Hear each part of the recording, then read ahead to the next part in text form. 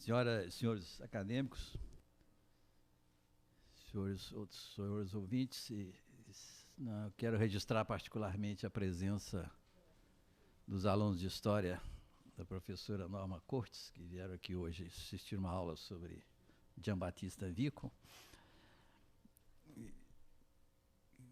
E eu quero registrar também, pedido Marco Lucchesi, a presença de Israel Pedrosa aqui na nossa plateia. Marco Lucchesi é professor da UFRJ e da Fiocruz, é formado em História pela Universidade Federal Fluminense, portanto, formado em História, boa gente. É pós-doutor pela Universidade de Colônia, na Alemanha. É professor visitante de diversas universidades no exterior, trabalhou na Biblioteca Nacional como editor de livros, periódicos, além de curador de exposições comemorativas. Dirige para a editora Rocco a coleção de poesia e coleção de clássicos. Recebeu, dentre outros, o Prêmio Jabuti, Prêmio Brasília, Prêmio Alceu Moroso Lima, pelo conjunto da obra poética, Prêmio Nacional Marin Sorescu, da Romênia, e Prêmio Ministério da Cultura da Itália. Seus livros foram traduzidos em alemão por Kurt Meyer Clason e para outras 12 línguas. Entre outros, publicou Meridiano Celeste, Bestiário, Memória de Ulisses, Ficções de um Gabinete Ocidental, Saudades do Paraíso, Teatro Alquímico, e traduziu, entre outros, A Sombra do Amado, poemas de Rumi, Baldolino de Humberto Eco, e outras traduções, e, sobretudo, o que interessa particularmente a palestra de hoje, a Ciência Nova de Giambattista Vico. Com a palavra, o professor Marco Lucchesi.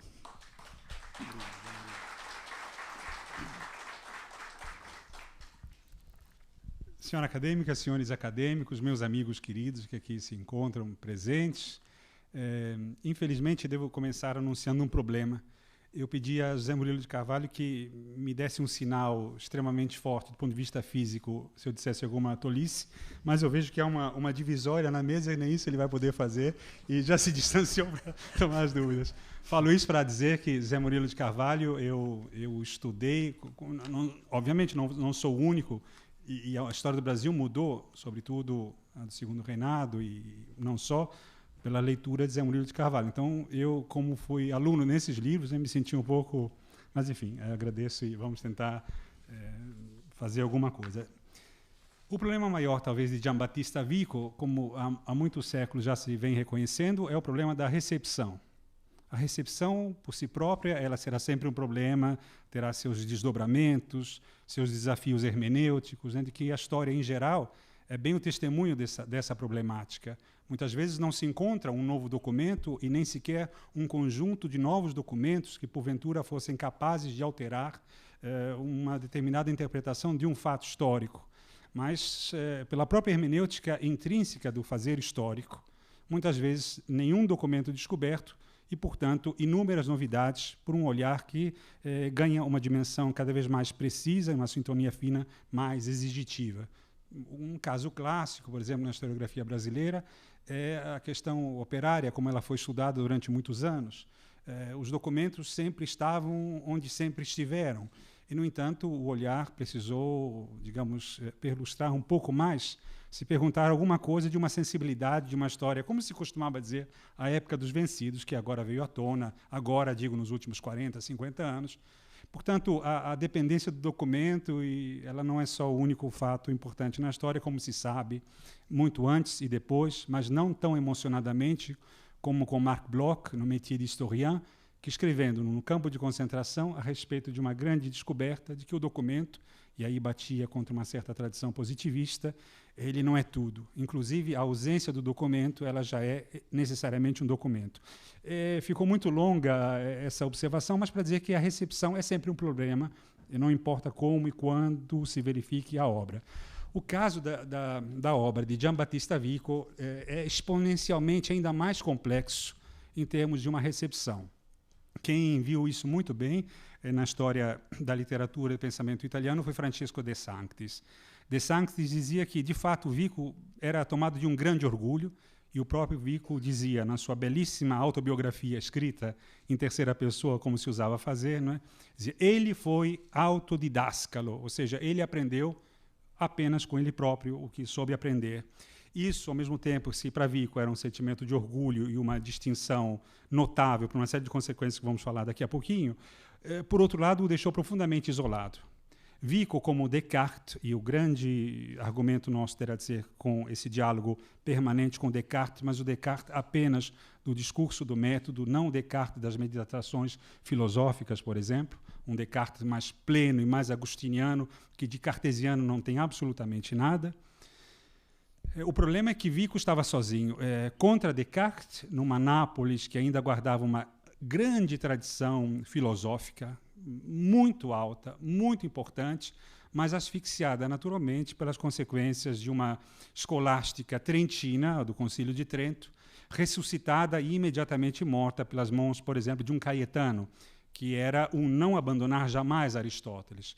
Vico estava com Aristóteles até certo ponto e detestava Descartes por outro. Para os jesuítas, Vico estava muito adiantado. Para as correntes contemporâneas pré-iluminísticas, Vico era alguma coisa que pertencia ao reino das cavernas, quase assim. Esse era um primeiro problema que tocou a recepção. E isso que dizia De Sanctis, essa era a fragilidade de Vico, que não estava com uns e com outros. Por outro lado, Michelet, e não é pouco dizer Michelet, é já uma senha. Quando Michelet se debruça sobre obras de Vico e descobre uma série de pressupostos que iluminariam uma historiografia mais sensível no século XIX, contaminada, e aqui me refiro, por exemplo, à cidade antiga de Fustel de Coulanges, por exemplo, demonstrando que havia outras razões menos políticas e administrativas que podiam ter na história uma voz determinante, como uma multiplicação de causas que podiam explicar coisas que hoje nós sabemos com a École des Annales, com a história das mentalidades, como, por exemplo, o próprio Fustel demonstrava que a religião na antiga Roma e na Grécia teria sido um dos elementos-chave para a derrota de um império tão poderoso e grave como era o caso do Império Persa. Os gregos lutavam não só num território que conheciam, mas lutavam para defender, inclusive, uma posteridade que se começava a contar desde o nascimento, a partir do enterramento dos mortos, dos deuses lares. Isso vamos ver com calma depois, porque para Vico isso é muito essencial. Quando Michelet descobre Vico, e o século XIX se dão conta de Vico, muitas conclusões a que Vico havia chegado pareciam extremamente abstrusas, por um viés iluminista que, um certo viés iluminista que, século XIX adentro, é lido numa chave menor, e que então fazia com que Vico se transformasse num fato ainda mais estranho. E last but not least, para acabar com esse problema da recepção e chegar imediatamente a Vico, Vico tinha dois grandes problemas para os eruditos da época, e nenhum problema com a erudição. E a gente vai ver isso depois como fica interessante em Vico. Vico era um mau erudito, e Vico escrevia muito mal, numa língua em que, digamos, uma língua que vivia, em Nápoles, sobretudo, um grande problema de identidade. Nos 400 anos, daqui a pouquinho, do Dicionário da Crusca, escrever em italiano fora de Florença ou de Siena era também um desafio que não foi resolvido em poucos séculos e que talvez, segundo alguns, ainda não se resolveu de todo, e que bom que não se resolva jamais. É um sentimento de riqueza esse. Vico escreve grandes subordinadas, cascatas de subordinadas, em que é difícil encontrar qual é a oração principal. Abre parênteses e parênteses dentro de um parêntese e assim sucessivamente. Mas o que aborrecia os eruditos de então, aqueles que só trabalhavam com o fator horizontal, ou propriamente erudito, era que nem mesmo nisso Vico se garantia e acabava encontrando situações extremamente escabrosas, por exemplo, dizendo que mythos vinha de mutus, ou então que o herói vinha de eros. Enfim, uma coisa que qualquer estudante mínimo sabe que não há aproximação entre essas duas situações. Portanto, quando Vico, e isso disse muito bem Isaías Berlin, Isaías porque é a pronúncia correta, não é? Isaías Berlin, não o russo, né, como a gente sabe. Quando o Vico ressuscitou, era já tarde. Praticamente tudo aquilo que ele dizia não era novidade, já estava dito. E era então um trabalho de museologia, pura e simplesmente, ou ainda existia uma centelha filosófica capaz de mover e adiantar situações que, porventura, nos dissessem algo no século XX e hoje XXI. Vamos diretamente a Vico, acho que o parênteses ficou gigantesco. Bom, Vico nasce em Nápoles, nasce em 68, século XVII, morre em 1744, as edições da Ciência Nova foram 3, trabalhava e retrabalhava sobre todas elas. A grande questão de Vico, principal, o grande interlocutor secreto e presente é Descartes, e o discurso do método de 1637. E aí é a grande paixão de Vico, e é toda uma latência e uma defesa que hoje me parece igualmente importante quando se discutem as humanidades. Vico bate frontalmente diante da ideia de Descartes de que a única ciência possível era a matemática. Descartes, na extremidade do seu discurso, talvez no terceiro capítulo, agora não consigo lembrar, me esqueci, mas ele diz justamente que o historiador era um fato de pura alienação. O historiador, ele abandonava o presente, ele se confundia num bosque distante e, ao regressar, ele não sabia exatamente o que se passava hoje. Portanto, era uma espécie de esquecimento total das demandas imediatas da vida e das relações mais... Não era um vitalista, mas se refere justamente a uma espécie de um homem que se perde numa não-ciência.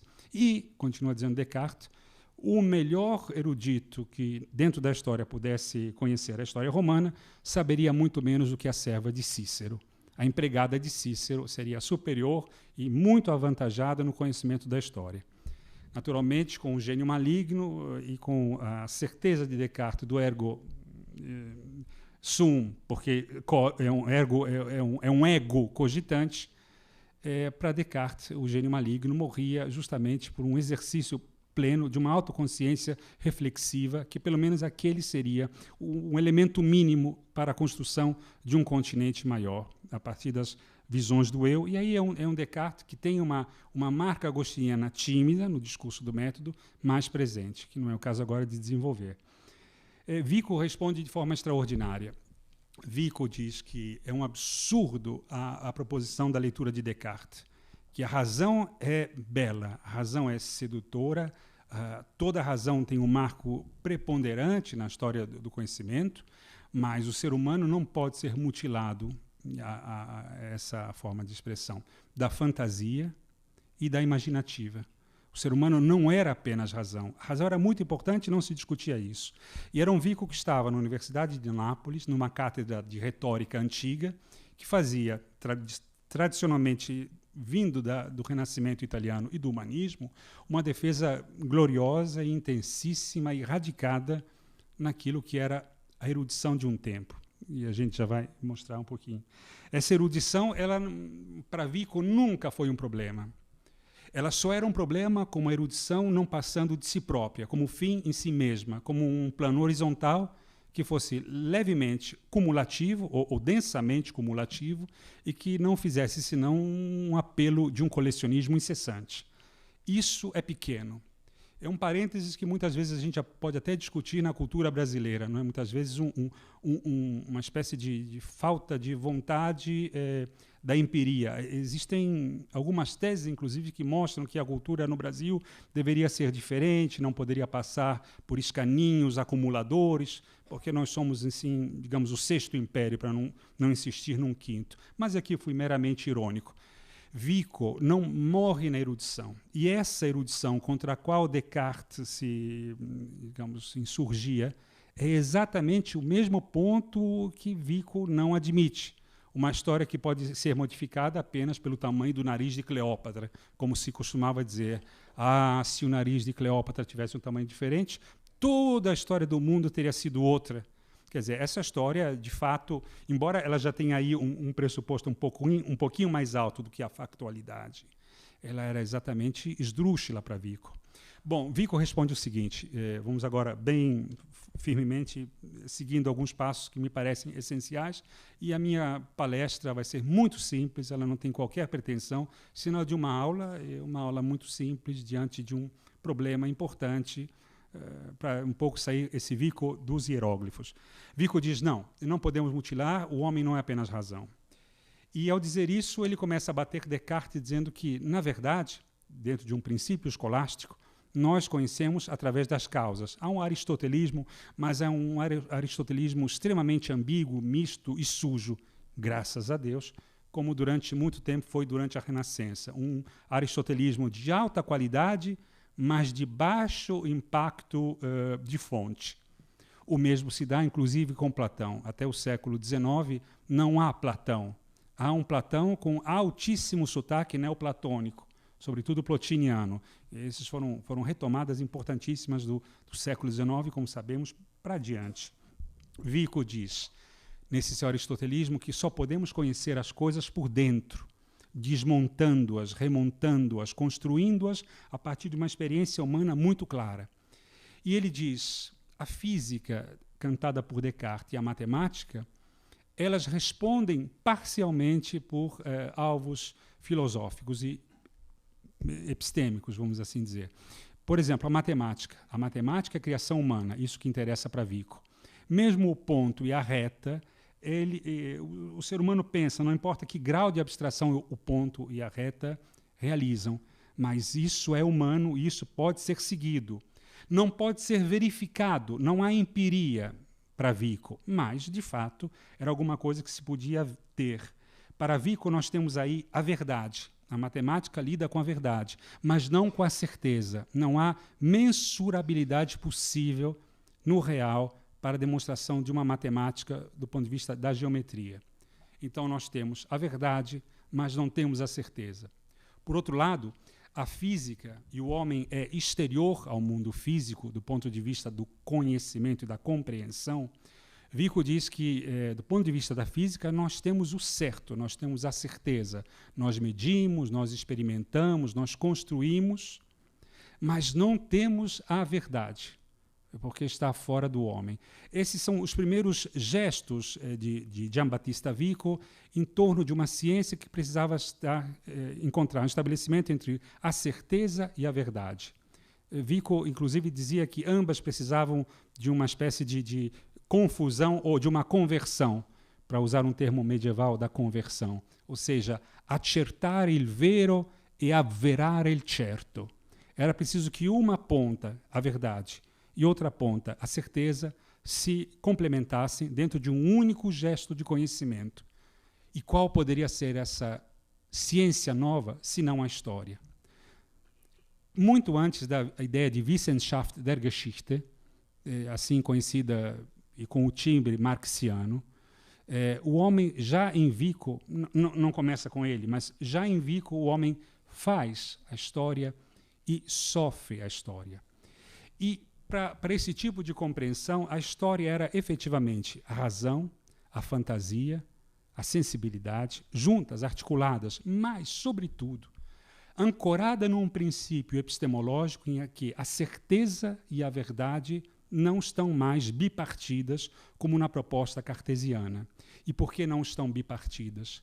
Porque o homem, ao contrário da física e da matemática, ele é sujeito, mas também objeto da própria ciência, que ele é capaz de reconstituir dentro de si mesmo. Fico, na verdade, ele considerava a história como uma ciência, uma espécie de metafísica do conhecimento humano. Então, aqui nós já temos uma grande surpresa. Por enquanto, digamos, estamos bem na superfície e com ideias algo abstratas, talvez. Mas o fascinante de Vico é ver como esse caminho de um método que ele cria, baseado numa paisagem epistemológica muito densa e bela, como é que ela vai dar resultados do ponto de vista da historiografia totalmente fascinantes.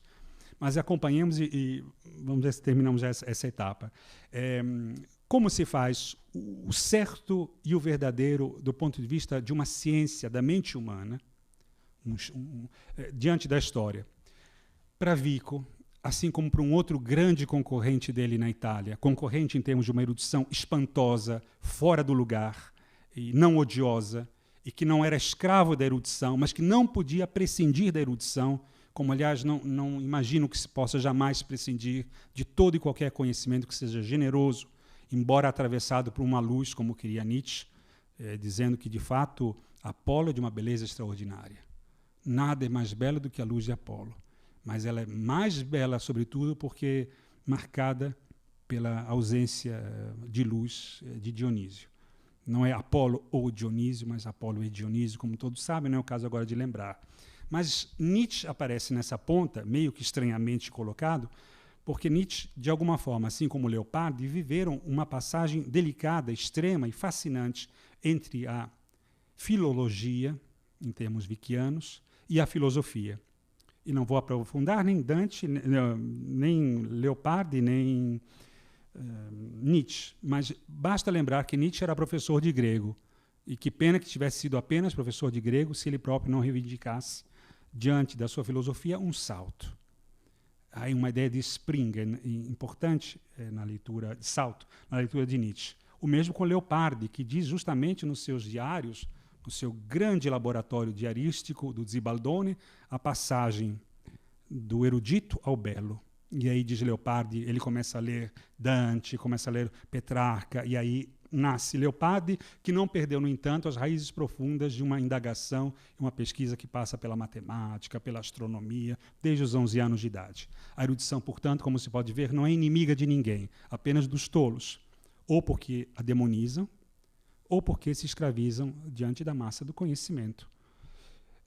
Vico dizia que, na verdade, não se pode não passar o primeiro passo, viver o primeiro passo, que é a filologia. Não como entendemos hoje a filologia, mas a filologia na história, o que seria para Vico? Pontes, arcos etruscos, bustos, ermas, livros, textos, inscrições rupestres, hieróglifos, uma grande e caótica enumeração. O historiador, ou o cientista novo, por assim dizer, não podia prescindir, esgotar, quanto lhe fosse possível, o conhecimento de tudo que lhe cabia conhecer.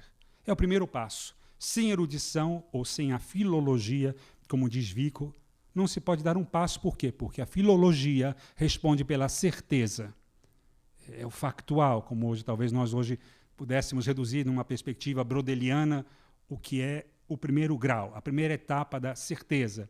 Estou exagerando, as questões são mais complexas, mas para fazer um pouco mais rápido a síntese. Por outro lado, conhecer e acumular não significa entrar num plano de inteligibilidade. É muito pouco, está aquém de todas as necessidades. É preciso que entre em campo, como Vico a conhece e a denomina, a filosofia. A filosofia como um feixe de luz interpretativo, uma hermenêutica que deve responder a um mundo caótico, até então inexplicável, e a partir dessa hermenêutica construir então o outro patamar, que é o patamar da verdade. A filologia e a filosofia podem ser, para Descartes, uma espécie de gênio maligno que voltou, que Descartes não conseguiu matar. E ambas as questões da filologia e da filosofia precisam uma e outra conferirem-se mutuamente, confirmarem-se, de tal modo que a filologia complemente a filosofia e vice-versa. Portanto, accertare il vero e avverare il certo. Para não insistir mais nisso tudo, o que há de fascinante em Vico, muitas vezes o que a gente pensa é uma ideia de circularidade na história. O Collingwood já disse com grande sabedoria, naquele livro notável, A Ideia de História, que seria diminuidor, e é uma má leitura dizer que Vico trabalha com a circularidade. Isso está bem para Políbio, isso está bem para o mundo grego e latino, responde com grandes intensidades. Mas em Vico há uma espiral. Vico, ele naturalmente, como todos os do seu tempo, até Gibbon, o próprio Gibbon nos conta isso na sua autobiografia magnífica, do grande impacto que tem ele no Fórum Romano, pensando a chegada dos frades dominicanos, e ele tendo a ideia do que seria uma espécie de insight diante do fim do Império Romano e da decadência. Até Gibbon, portanto, e muito antes, desde o Tratado de Monarquia de Dante, o próprio Maquiavel, Chabel tratou disso aqui, nos mostram que o grande exemplo, o grande modelo da latinidade é Roma. Roma é a chave de compreensão de uma história mais ampla, é o modelo da história. Claro que os modelos são os mais diferentes possíveis. Não se trata da mesma Roma quando falamos de Dante, nem tampouco é a mesma cidade quando entra em jogo Maquiavel e Vico. No entanto, Roma, com a sua fastígio, decadência, Roma um pouco acaba servindo aquilo que Vico constrói como uma história ideal eterna. Essa história eterna, ela parte de Roma como modelo, mas ela não reduz, e por isso não pode ser um círculo, ela não reduz tudo à igualdade.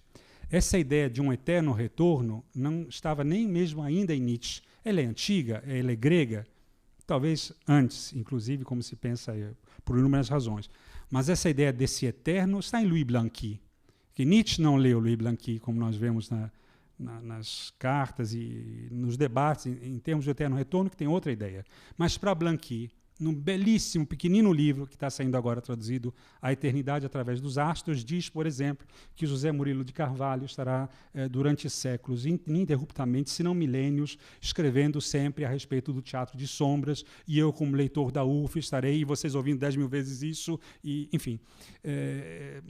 Era um sistema terrível esse de Blanqui. Em Vico não poderia haver, por inúmeras razões, esse tipo de aproximação, mesmo porque Vico, por mais que conhecesse a cultura grega, tem um sentimento latino mais forte. Roma não se repete. Há muitas Romas. E a história ela nasce de 3 maneiras. Ela é tripartite. Todos aqui falaram muito, né? Rouanet também, todos, né? Nessa história tripartite. Tarcísio Padilha também dizia isso a respeito de Agostinho. E aqui a história tem 3 pontos, 3 elementos que se repetem. E agora a gente vai ver como fica mais bonito a crítica a Descartes, mais bela, mais cheia de grandes metáforas e grandes riquezas epistemológicas. A metáfora epistemológica, como gosta de dizer Umberto Eco, né, que é uma metáfora que cresce, e cresce numa área epistemológica que ganha sempre mais o velho conteúdo crescente.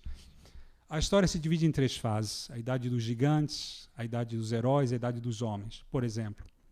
E essa história, o que é incrível, ela não tem uma marca de darwinismo, ou não tem aquilo que a gente poderia, às vezes, encontrar assim, naquele sorriso delicioso de Voltaire, no dicionário filosófico, e numa preocupação de mostrar que, digamos, a humanidade ela tem um compromisso maior, que é a razão, e basta a razão, e nós hoje sabemos, por todas as questões, que ela não é necessária, mas não é absolutamente suficiente. Rouanet trouxe, inclusive, os amigos de Freud para conversar e ampliar esse panorama, e trabalhou com Benjamin e com Adorno, enfim.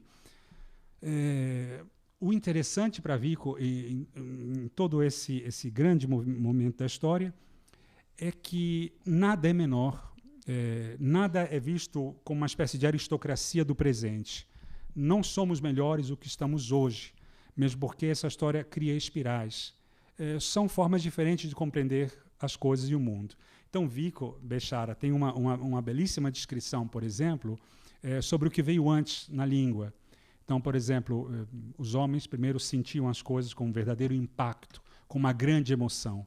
Quanto maior a emoção, diz Vico, menor a sofisticação intelectual. Mas não quer dizer que as expressões de épocas pregressas não têm um valor, têm um grande valor.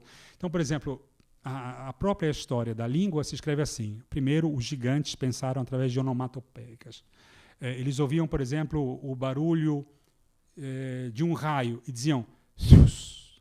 Acho que não entenderam, mas quer dizer Ius, Zeus. Então, todos os povos tiveram seus Zeus, porque viam o relâmpago e, portanto, associavam o relâmpago a uma inteligência divina. Tudo isso que nós hoje já tratamos tem essa origem em Vico. Portanto, até aqui estamos ressuscitando inutilmente, a princípio, mas acompanhem e vejam a beleza. O próprio Rousseau, aliás, escreveu um ensaio sobre a origem das línguas, em que ele foi premiado com este ensaio, e Rousseau não havia lido Vico, e é muito interessante como a proximidade entre os dois é realmente quase que estarrecedora, num certo sentido. Então, primeiro começamos com a onomatopeia. Muito depois, então, começam os pronomes. Vico pensa numa metafísica da mente humana e, portanto, ele vai constituindo todo esse processo do simples ao complexo, só tem nenhuma novidade. O verbo, por exemplo, tem que ser a última coisa pensada, porque o verbo requer um antes e um depois, requer um grau de abstração que as crianças não possuem. E isso vai por inúmeros fatores, inúmeras formas. Uma grande revolução nesse tipo de pensamento é que Vico começa a dar valor aos mitos como portadores de uma verdade. Havia 2 situações, grosso modo, imperativas no tratamento dos mitos, até a querela dos antigos e dos modernos. A primeira era acreditar, e isso foi um grande perigo a princípio, que só os antigos haviam atingido uma sabedoria tão importante, tão definitiva e tão misteriosa que todo o sentido que eu pudesse dar para aprofundar meu conhecimento precisava olhar sempre para a Grécia, para o Egito, para mais antigamente. O grande campeão desse delírio, um delírio maravilhoso, aliás, foi Kirchner, Athanasius, né, que pensava, por exemplo, uma aproximação entre os hieróglifos do Egito e a China. Inclusive achava que estudando um chegaria ao outro. São aqueles grandes riscos que só o Barroco foi capaz de criar com grande maravilha, assombro, labirintos e assim sucessivamente.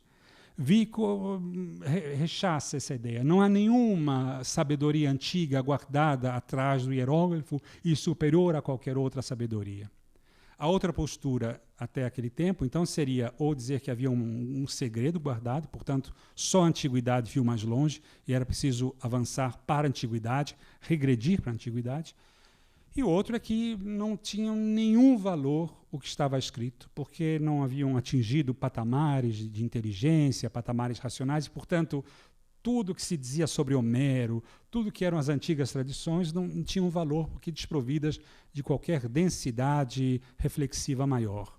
Vico recusa as duas posturas e vai mostrar que homo, ele diz, né? Bom, estão falando muito no Supremo em latim, então eu vou evitar isso tudo, né? Então, o homem inteligente tudo faz.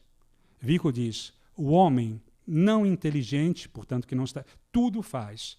Então ele começa a mostrar que, até mesmo hoje, na língua, os homens começam ao início, a metonímia e a metáfora e a sinédoque, que para Vico são de extrema importância. O homem ele começa a criar uma espécie de, o Vico chama isso, autopsia. Fica feio dizendo assim, mas na verdade é na raiz da palavra, era que o homem emprestava parte de si próprio ao cosmos. Então, se podia dizer pé da montanha, acho que até hoje se diz, não é? Seio, como se dizia em Portugal, não é? Ou no português antigo, seio como enseada. E todas as partes do corpo eram atribuídas aos elementos que estavam expostos na natureza. Para Vico, essa era uma forma notável de criar aquilo que ele chama dos universais fantásticos. Ao contrário dos universais aristotélicos e de tradição escolástica, que consistiam em retirar por negação o que era essencial àquele corpo e a diversos corpos parecidos, flor, que pode servir para rosa, pode servir para orquídea, pode servir, enfim, só havia para Aristóteles o interesse desse universal, que era um universal reflexo a partir da individualidade. Para Vico, não. Para Vico, os homens antigos pensavam a partir de universais fantásticos. Tudo que hoje nós podemos pensar a partir de Le-Vribule, mas também de Marcel Mauss, toda a antropologia dos últimos, digamos, 80 anos, né, que começou a compreender que não havia uma diminuição da capacidade intelectual. Depois, Lévi-Strauss, naturalmente, reviu alguns desses pressupostos, mas mostrando que era uma forma de conhecimento plena, que era preciso rever fora do cânone ocidental, e Vico já pensava nisso com grande beleza. Prova disso tudo, por exemplo, é a questão é o livro 3 da Ciência Nova, que é a descoberta do verdadeiro Homero, que é talvez um dos momentos mais refinados do pensamento de Vico. Eu, na verdade, me referi apenas à linguagem, à evolução da linguagem, mas aí há a evolução dos costumes, aí há a evolução de tudo que se possa imaginar. Uma física poética, ou seja, uma interpretação do cosmos na idade poética, que é uma idade, como já dissemos, em que predominam os universais fantásticos, a memória, o espanto diante do cosmos e da natureza. Para Vico, quanto mais forte era a fantasia, menos poderoso o intelecto racional, como entendemos até aquele instante, e vice-versa.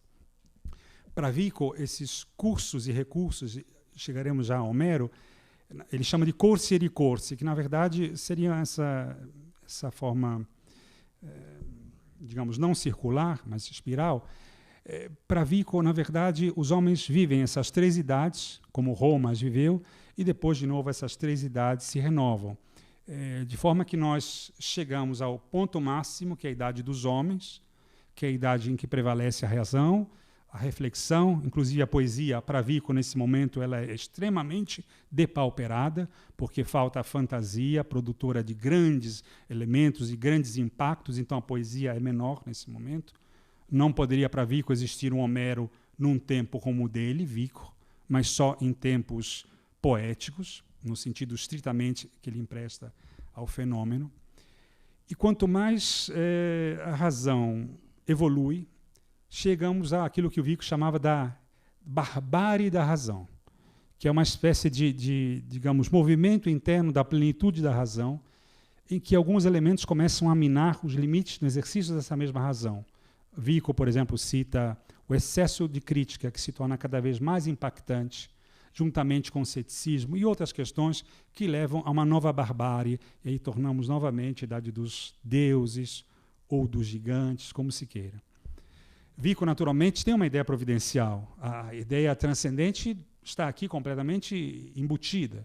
Assim como também em Bossuet, no discurso sobre a história universal. A transcendência não pode ser retirada, mas entra de uma forma menos determinante, de uma forma, talvez, auxiliar, de grande beleza, que agora não é o caso de lembrar. Vico vai, então, perguntar qual é o verdadeiro Homero. É o terceiro livro da Ciência Nova, que é composta de 5 livros. E por que eu chamo a atenção para o terceiro? Porque o terceiro é o momento, digamos, de aferição metodológica. É o momento de autorreflexão em que a própria Ciência Nova, dado o fato de ela ser uma ciência, quer juntar o verdadeiro com o certo, na interpretação de Vico, e ver como é que isso se resolve num grande problema, até hoje não totalmente solucionado, que é a da vida ou da biografia e ou da obra de Homero como tal. Nesse momento, entram em campo também, entraram antes e entrarão depois do terceiro livro, as famosas etimologias de Vico. E, muitas vezes, o paralelo e toda analogia filosófica é sempre muito arriscada e de pequeno valor, mas eu vou me atrever a dizer uma coisa muito simples, não há nenhum atrevimento a dizer a simplicidade aqui, não o que eu vou dizer. Mas, por exemplo, eu me lembro que, em muitas interpretações, data venia, Eduardo Portela, Rouanet, enfim, não é? Tarcísio, e, enfim, há tantos, quando se dizia, por exemplo, que as etimologias filosóficas, entre aspas, de Heidegger,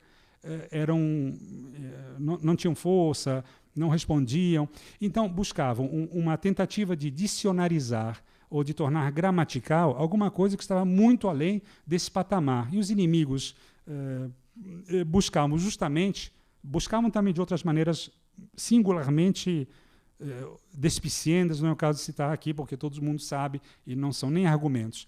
Mas a ideia era, sabe, não se podia pegar uma palavra como Abgrund, abismo, suspenso numa condição, né, ab e grund, e daí tirar grandes citações importantíssimas da interpretação de Heidegger para Hölderlin, por exemplo, e Trakl, e dizer que isso, na verdade, de um ponto de vista é muito pequeno, é muito menor, porque a ideia não era filológica nesse caso, mas estava atravessada por uma luz filosófica de grandes e impregnantes consequências no Holzwege e na própria relação de Hölderlin.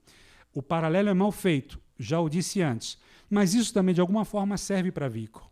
Porque se a gente vai observar que não existe etimologia suficientemente garantidora entre herói e eros, a interpretação de Vico para a idade dos heróis é extraordinária e vai resolver muitos aspectos intrínsecos da Ilíada e da Odisseia, por exemplo, dizendo que o herói é tomado de um grande patos e de um grande eros, porque fazem parte de uma idade que exige a fantasia, eros, pathos, numa intensidade tal que formam universais, categorias de pensamento.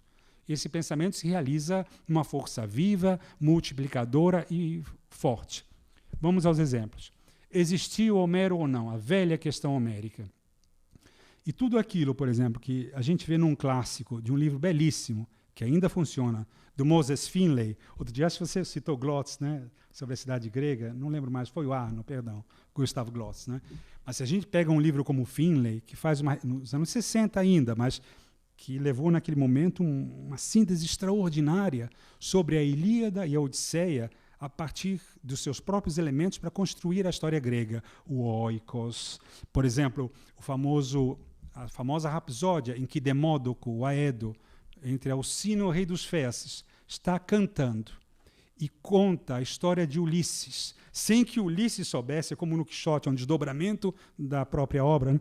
E Ulisses começa a chorar e o rei pergunta, mas por que está chorando? Então Finlay, por exemplo, mostrava que a Odisseia era, de fato, ela tinha esse campo, entre aspas, metalinguístico ou referente, porque a Odisseia era feita por esses aedoi, pelo Aedos, como este Demódoco, que está contando uma história que remontava, obviamente, ao que parece ao século XII, cantando aquele momento. E o Finlay mostrava por que várias citações da Ilíada e da Odisseia se repetem diversas vezes. Uma, por exemplo, tipicamente vikiana, Rhododactylos eos, a de Rosa e Aurora. Enfim, como pode a Aurora ter dedos, se não numa idade de autópsia, de autopsia, uma idade em que os homens emprestam, a idade dos heróis, seus próprios sentimentos às coisas, porque as coisas ainda são extremamente fortes. O conteúdo objetal, Vico não diz isso, mas por economia dizemos, prevalece diante da maravilha do sujeito, do espanto, thaumaxos, do próprio sujeito. Homero, dizia Finlay, repetia muitas vezes isso. Por quê? Porque era uma espécie de repente. O Aedos, ele faz o repente. Então, enquanto ele está dizendo um verso, ele já diz o que ele sabe. A de Rosa e Aurora. E aí já está preparando o que vem depois. Então, por isso que o mar é vinoso, por isso que Ítaca é rochosa, e assim sucessivamente. Mas Finlay criou, a partir disso, um grande edifício, a partir da matéria literária e de muitas aproximações arqueológicas. Vico responde de forma espetacular. Homero existiu ou não existiu? Há problemas. O primeiro problema é que, se for um único autor, eu estou raciocinando agora no horizonte vikiano, não no nosso. Mas é estranho, porque se for o mesmo autor, o estilo é extremamente diversificado. Na Ilíada nós temos sangue, gente que rompe, cóleras, brigas atrozes, batalhas incessantes, enquanto que na Odisseia somos mais a uma mornidão maior. Ulisses, por exemplo, da Odisseia, ele é apenas astuto, mas ele não é um herói heróico, não é um Aquiles, não é um Patroclo. Ele pensa o paládio, ele cria o cavalo, mas Ulisses tangencia até num certo sentido, quase sempre uma coragem extremamente reduzida. Quando for necessário, com os pretendentes, ele usa a coragem, mas é muito pequena. A areté de Ulisses, a virtus de Ulisses, a virtude, a qualidade de Ulisses é pensar os estratagemas. Ora, um Ulisses que na Odisseia está entre banhos quentes, no cômodo reino de Circe, da ninfa Calipso. Não, há uma grande diversidade. Por outro lado, responde Vico, há muitos problemas. Todas as cidades gregas, ou a maior parte delas, reivindica o nascimento de Homero. E, a dar crédito a todas as cidades gregas, Homero teria nascido em pelo menos 200 cidades gregas. E o arco cronológico da vida de Homero, continua Vico, é um arco fabuloso que, a dar conta no lápis de tudo aquilo que se diz a respeito da vida de Homero, Homero deve ter vivido entre 1000 e 2000 anos. Então, há um problema importante que aqui se encontra. Depois, Vico, seria interessante, eu não trouxe a tradução, mas, enfim, seria bonito. Mas ele diz isso justamente, alguns problemas que ele começa a lembrar, por exemplo, de Homero, todos os povos da Grécia, dignidade 23, dignidade vale dizer axioma. É uma espécie quase de more geométrico que o Vico queria, porque também não passou despercebida a Vico a leitura de Spinoza. Então há uma espécie de cartesianismo spinozista. Professor Tarcísio, eu não disse isso, não ouviu dizer isso, mas é como se fosse, nem os senhores, nem a internet, enfim. Mas há uma tentativa geométrica de demonstração e por isso ele recorre aos axiomas. E uma que ele chama de dignidades. De Homero não se sabe a pátria. De Homero todos reivindicam sua cidadania. Não se sabe muito menos a idade. Agora vem a dignidade 27, que é muito bonita. Dionísio Longino, não podendo dissimular a grande diversidade dos estilos dos dois poemas, diz que Homero, jovem, compôs a Ilíada e, velho, depois a Odisseia, particularidade que demonstra a distância que existe entre as duas obras. É tradição também, diz ele na Dignidade número 30, que Homero foi cego e da cegueira tomou este nome, porque isso na língua iônica quer dizer cego. Uma outra péssima analogia de Vico.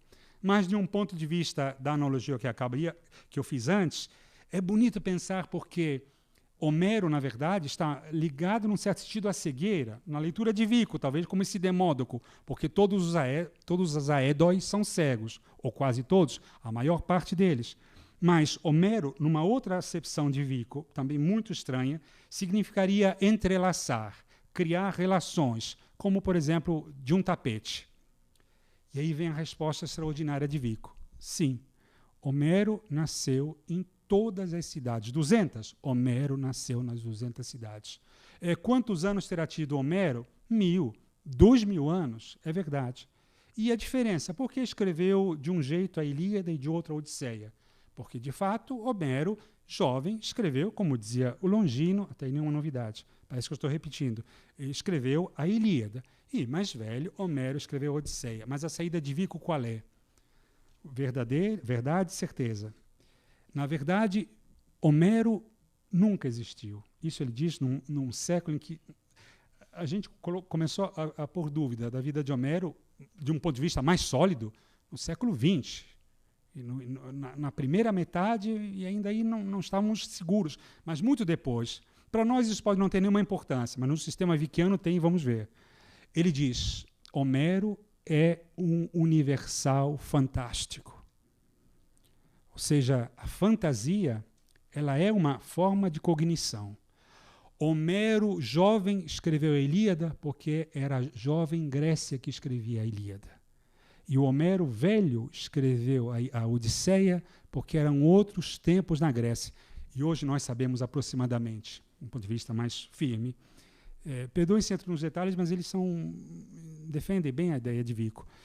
Há 50 anos aproximadamente que se pensa da fixação das duas, 850 a 800, entre uma e outra, a Ilíada e a Odisseia, que ocorreram há 400 anos antes, portanto, há 1200 anos antes de Cristo. Vico, portanto, resolve o problema homérico a partir de um problema que era justamente de um universal fantástico, porque Homero, ele deu uma linda definição, são os povos gregos que cantam de si próprios, para si, a própria história. Então, e aí os exemplos seriam infinitos, eu preferi concentrar.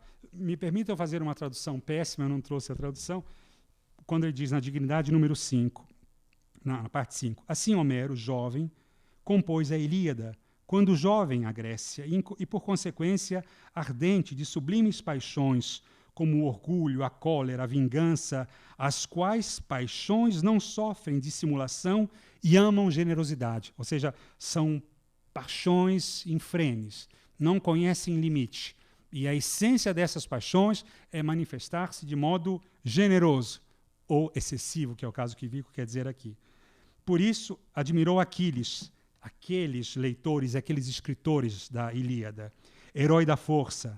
Mais velha a Grécia compôs a Odisseia, quando havia resfriado um pouco mais os ânimos com a reflexão, que é mãe da inteligência.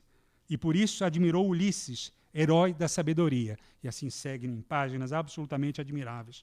O mais importante, talvez, já estou terminando, é pensar que isso criou uma tradição impactante da ciência nova redescoberta através de grandes pensadores, e não seria o menos importante deles, Benedetto Croce.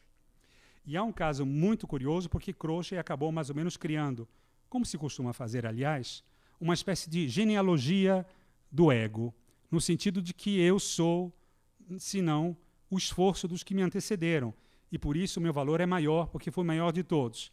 Mais ou menos, digamos assim, o grande historiador da filosofia, o primeiro grande, que foi Aristóteles, mostrou como ele resolveu inúmeras aporias que Platão e os antigos não souberam, e ele era a síntese de um grande processo, e por isso precisava criar a sua ancestralidade e dela tirar todo o proveito. Assim fez Croce, por exemplo, Benedetto Croce, em relação a Vico, prendendo-se num fato que também prendeu um bom tempo da minha juventude, não é uma ego-história, mas isso foi um ponto de sofrimento muito grande, até que ponto a razão e a fantasia podiam, do ponto de vista vickianos e posteriores, encontrar um grande afastamento.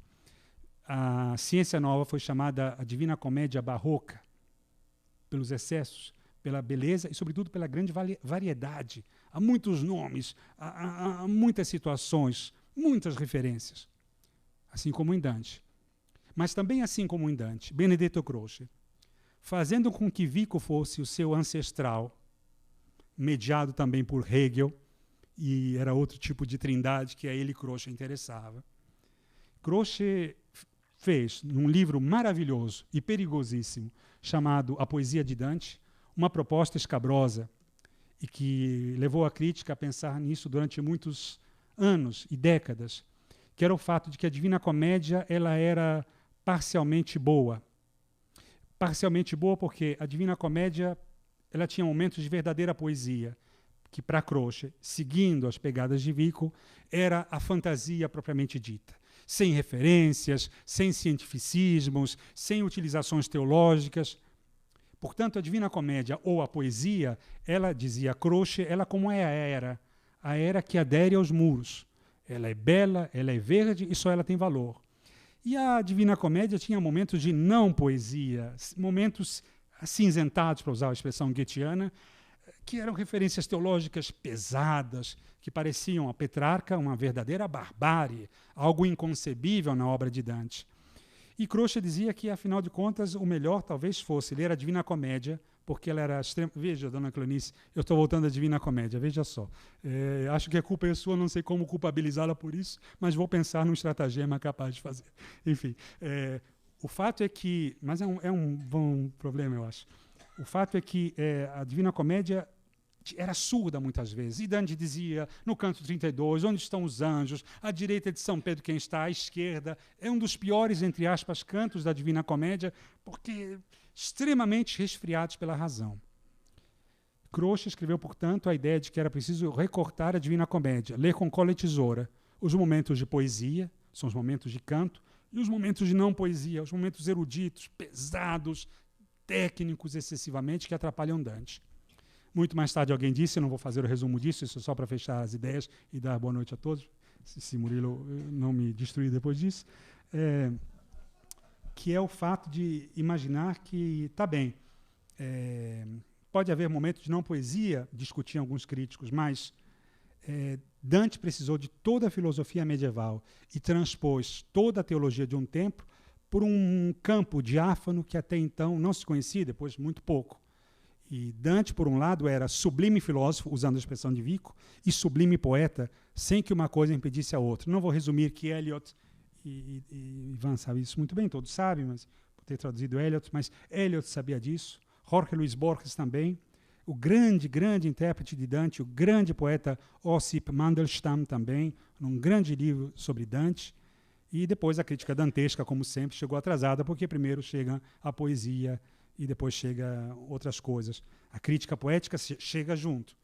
Tudo isso para resumir que, naturalmente, hoje, com as grandes reflexões de um Hardy sobre a filosofia da matemática, um livro belíssimo chamado Em Defesa de um Matemático, o próprio Hadamard falando da psicologia e da invenção da matemática, os próprios estudiosos que se aliam preferencialmente a intuição da matemática, mas dirão muitos, mas que chatice, por que vai tratar agora de matemática? Porque era um campo para mim extremamente importante e eu decidi falar sobre isso, apenas tangenciando, porque não aprofundei coisa alguma, como aliás prometi aos senhores desde então. Vico é muito mais que isso, há passagens inúmeras na sua obra e que chegava inclusive a deixar ninguém menos apaixonado que James Joyce. Joyce confessou muitas vezes que quando ele precisava de inspiração, ele buscava as páginas de Vico. Por quê? Se escrevia mal, se tinha etimologias falhas, se tinha situações que hoje a gente não define muito como ele. entre a poesia e a não poesia, o que há em Vico é uma ousadia tão espetacular que qualquer antropólogo sensível que tiver passado por Mauss, que tiver passado por Lévi-Strauss, por exemplo, os grandes nomes, até mesmo por Clifford Geertz, na interpretação das esculturas de Geertz, reconhecerá que mais do que um rio, como se costumava dizer, cheio de coisas trazidas dentro, um rio caudaloso, como se da ciência nova.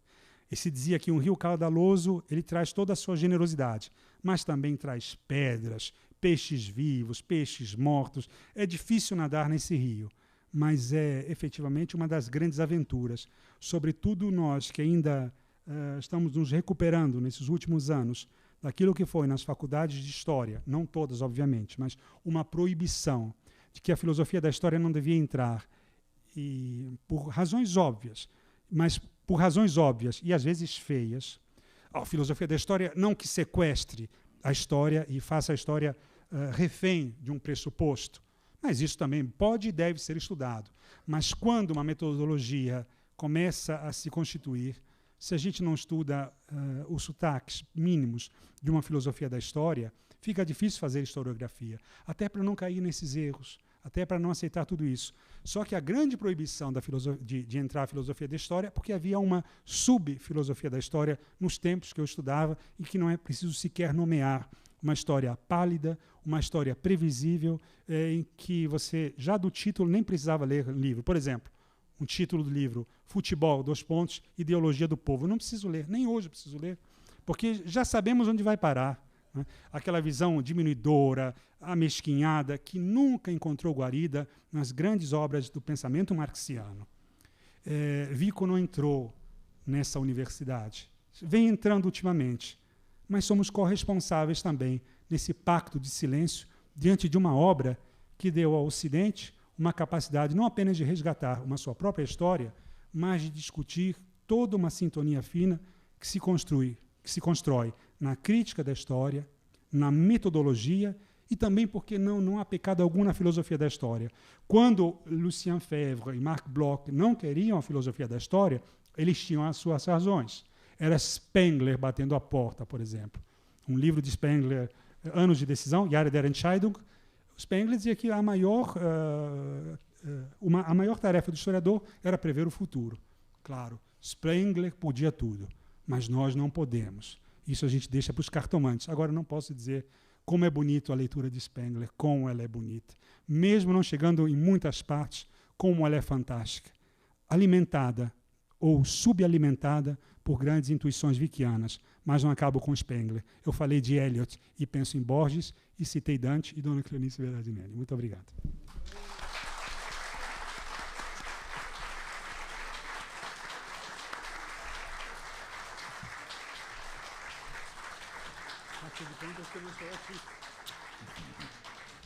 Obrigado. Toda vez que eu ouço Marco Lucchesi falar, eu fico... me faço uma pergunta. Se nesta tenra idade ele já possui essa erudição fantástica, o que será quando ele chegar à minha provecta idade? Não depois. Quando ele for fazer uma palestra, vai ficar comentando o primeiro parágrafo durante os 50 anos. Marco, eu notei absolutamente, não serei louco para tentar comentar o que você é um especialista em Vico e não serei louco a fingir. Eu não tenho nada a acrescentar ao que você falou. Por coincidência, algumas coisas que você falou eu gostaria aqui de comentar. Mas parabéns pela sua palestra, realmente uma magnífica palestra. E nós já estamos com o horário um pouco esgotado. Eu tinha preparado alguma coisa para fechar o ciclo das 3 palestras, mas eu não sei, talvez já o tempo já tenha... posso? Né? Bom, eu vou falar um pouquinho então. Se alguém ficar incomodado, comece a bater palmas que eu paro, né? Então, por favor, não aplaudam nunca, mesmo quando terminar. Não, eu vou fazer isso porque na primeira da primeira conferência, eu tinha dito que as conferências não foram apresentadas por ordem cronológica, como seria ideal, mas eu propunha ao público que tentasse fazer uma conexão entre os vários, como um exercício intelectual, entre as várias palestras. Mas me ocorreu também que sempre há alguma mente maligna que iria achar que eu estava querendo jogar para o público uma tarefa que era do coordenador de fazer isso. E o problema das mentes malignas é que frequentemente elas têm razão, né? Então, eu vou então tentar rapidamente tentar um pouco, não costurar, mas fazer alguma relação entre as várias palestras que foram aqui apresentadas. É um problema difícil, porque de Santo Agostinho a Fukuyama são 15 séculos, né? E se acrescentamos Platão, que inspirou Santo Agostinho, são 25 séculos. Então, realmente é um panorama fantástico que, para o historiador, é complicado fazer esse tipo de conexão. Para os filósofos, não. Porque o historiador acha que cada historiador, cada pensador escreve de acordo com o seu tempo. Então, esse tipo de ligação fica realmente problemático. No entanto, é verdade também, como nós vimos com Maquiavel e como Marco Lucchesi fez aqui, hoje esses autores todos conversam entre si. Eles passeiam, conversam entre si sobre séculos. Você fez isso aqui hoje, falou de Platão até hoje, os 25 séculos você cobriu nesses 50 minutos. Então, existe aí realmente algo que um autor de História das Ideias chamou o The Great Chain of Being, quer dizer, a grande corrente do ser, que é este diálogo transsecular. E, nesse sentido, então, talvez não seja tão fora de propósito tentar fazer aqui algumas conexões entre as palestras. Eu vou salientar 3 temas que eu acho que apareceram em todas elas, que é o tema do tempo, o tema da agência, isto é, quem comanda a história, ela é comandada por quem ou por quê, o problema do sentido da história, se ela tem um sentido e sim, ou se é algo sem sentido algum, e o problema do percurso da história. Se a história é algo linear, é algo que vai e vem, é algo circular, etc. Eu creio que esses temas estão todos presentes nas palestras que foram aqui, né? Começando com Agostinho, que escreveu no século IV e V. A ideia de tempo foi ele, talvez, o primeiro a trabalhar essa ideia de tempo filosoficamente, embora fosse um tempo mais, e como ele diz, passado, presente e futuro se encontram na consciência do homem. Era algo um pouco mais individual, mas estava bem presente.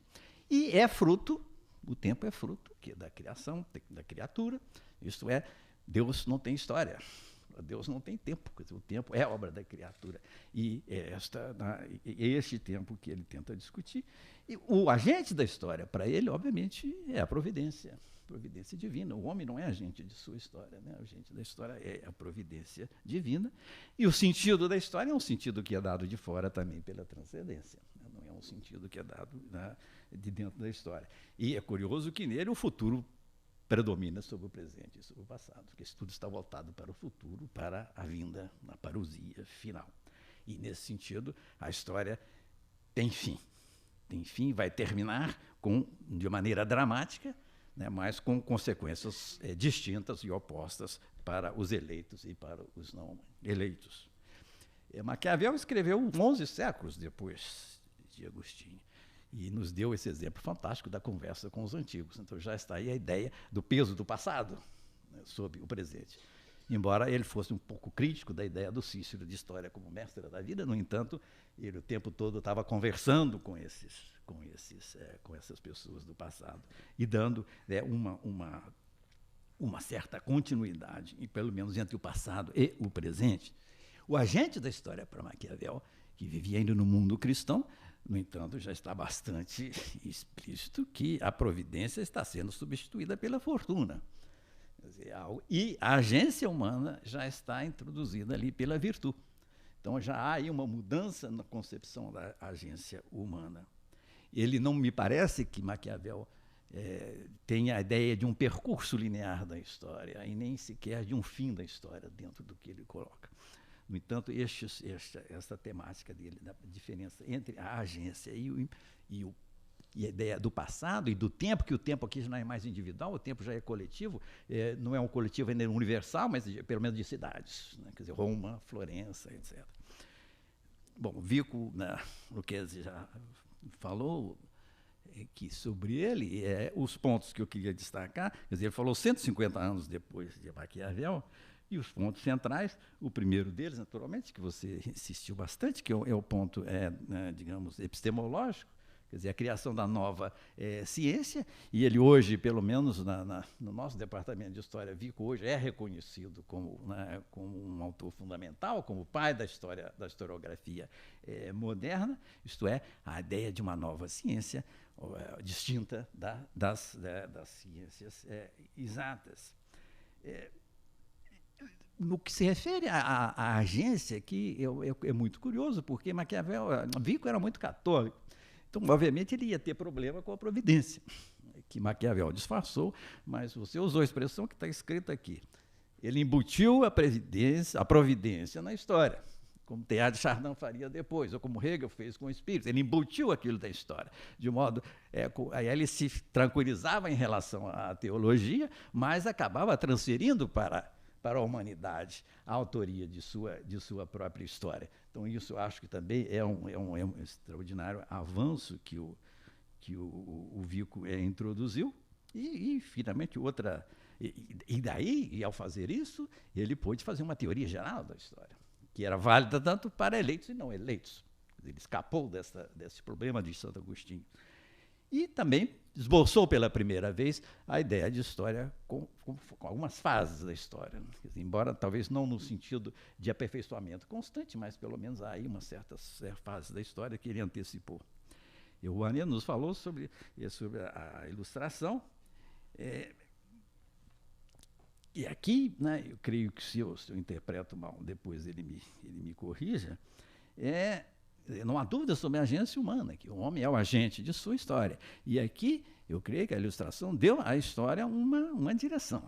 Uma direção, quer dizer, uma história que é comandada pela razão e caminha na direção do progresso. Então, há aqui uma agência humana e um caminho, né, em direção ao progresso. Este progresso não se coloca um fim a este progresso, é algo um pouco indefinido, mas, enfim, há esta direção de progresso. Esta visão da história como progresso se exacerbou no século XIX, e aí sim introduzindo muito precisamente fases. Não só a história segue numa direção ascendente de progresso, mas ela tem fases.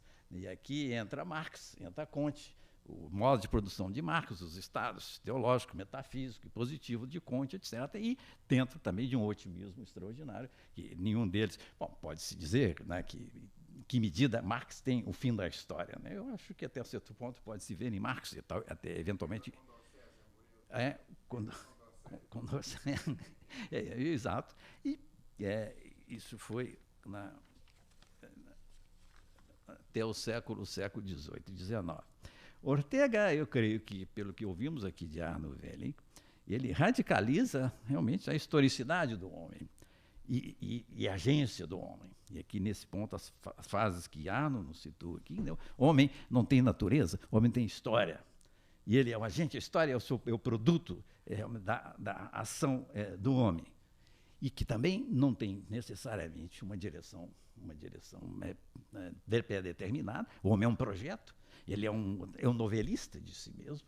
Então, nesse sentido, é extraordinária essa posição do Ortega y Gasset. E ele esquece ou ignora a faseologia do século XIX em relação à história. Ele não estabelece nenhuma direção precisa e nem um fim, né, para essa história. Bom, chegamos hoje, a situação de hoje, trocamos algumas ideias com Rouanet, né, e eu na palestra dele. Eu creio que hoje estamos numa situação que todas estas visões de fim de história, de progresso indefinido, ou de fim de história, seja na vertente marxista, seja na vertente do liberalismo, creio que estão razoavelmente desacreditadas, acho que não tanto para Rouanet como para mim. Estamos num mundo com ausência de utopias, quer dizer, o futuro hoje não nos se nos comanda é pela catástrofe, e não pela utopia. Né? Não há nem laicas, nem religiosas, nem transcendentes, nem imanentes. Há uma certeza em relação ao próprio sentido da história e ao seu percurso evolutivo. O homem continua agente dessa história hoje, não há dúvida sobre isso. Mas agora, como agente da história, ele pode ser fautor do Apocalipse, do próprio Apocalipse, isto é, a própria destruição do ser humano. São tempos, a meu ver, na minha percepção, de insegurança e de incerteza, e que talvez neste momento, em vez de recorrer a filósofos e historiadores, talvez nós pudéssemos recorrer aos poetas. E faço isso um pouco em homenagem aos poetas da academia. Eu creio que alguns hoje veem a história como Macbeth via a vida. O Vanier citou a frase, né? A vida, história por analogia, é um conto narrado por um idiota cheio de som e fúria, significando nada. Outros se deixam ficar na perplexidade, anotada por outro poeta. O dia não veio, o bonde não veio, o juízo não veio a utopia, e tudo acabou, e tudo fugiu, e tudo mofou, e agora, José? Outros ainda acham uma saída na resignação do poeta tísico diante do diagnóstico do médico. A única coisa a fazer é tocar um tango argentino. Né? Mas eu creio que talvez o mais adequado para a situação de hoje seriam alguns versos escritos há 25 séculos atrás e colocados na boca de Prometeu, acorrentado à rocha por Zeus. Como sabe, Zeus, o deus máximo, tinha planejado extinguir a raça humana, pelo Apocalipse grego, e que o semideus Prometeu decidiu salvar. E aqui o diálogo, então, de Prometeu, preso à rocha com o coro, que eu cito, e peço desculpas a Marco por não citar em grego, né? O coro diz: fizeste algo além do que nos contaste? Prometeu: fiz com que os homens deixassem de antever sua ruína. Coro: que remédio lhes deste para essa doença? Prometeu: infundi neles cegas esperanças. Coro: foi um grande presente que deste aos homens. Obrigado aos poetas, obrigado a todos. E anuncio então as próximas conferências.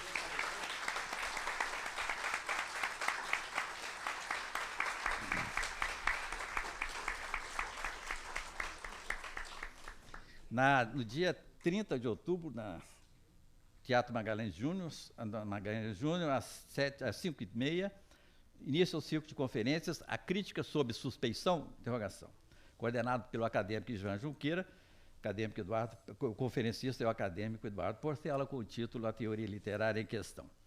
Os próximos eventos, dia 25 de outubro, 17h30, no Teatro Raimundo Magalhães Júnior, Seminário Brasil-Brasis, conversa de botequim, bar Boêmia Intelectuais, coordenação de Domício Proença Filho. Palestrantes Carlos Lessa, Emílio Berli de Carvalho, Paulo Thiago de Mello e Sérgio Cabral Santos.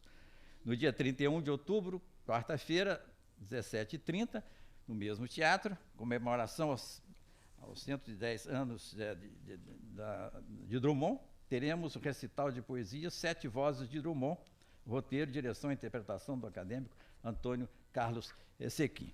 Muito obrigado a todos, né, e boa noite.